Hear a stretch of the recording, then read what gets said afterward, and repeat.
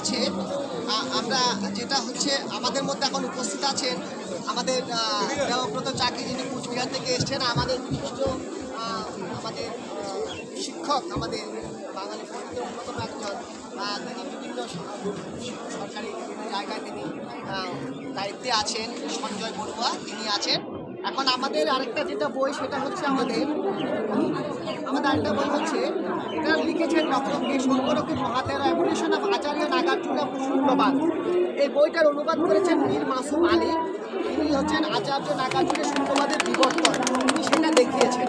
তো তিনি বিশিষ্ট একজন আর্টিস্ট, ভালো আর্ট, দারুণ আর্ট করেন এবং এই চর্চা করছে ও।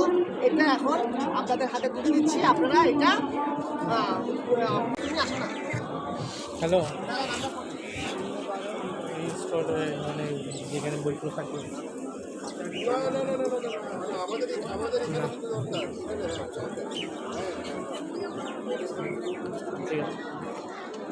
আচার্য নাগার্জুনের উপর একটু কিছু বলবেন, 2 মিনিট কিছু বলবেন আমাদের মাসুম আলী, তারপর আমি রাহুল দাকে বলবো কিছু বলেন।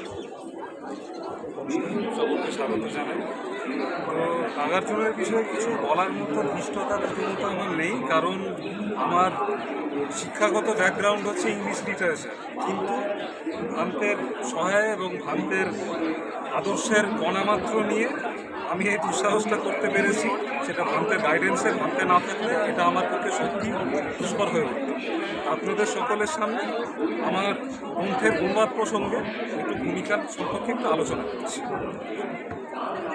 ধর্ম যখন দর্শনে রূপান্তরিত হয় তখন তার ভাষা হয়ে ওঠে প্রতীক, তার প্রকাশ হয়ে ওঠে সন্দেহ, শূন্যতা তারই সর্বোচ্চ এক উপায়। এই গ্রন্থের মূল বিষয় নাগার্জুনের শূন্যতাবাদ, যে কোনো দর্শনের তুলনায় এক অনন্ত প্রতিভা। নিজেকেই ভেঙে নিজের শূন্যতার দিকে সে দর্শনটি নির্দেশ করে।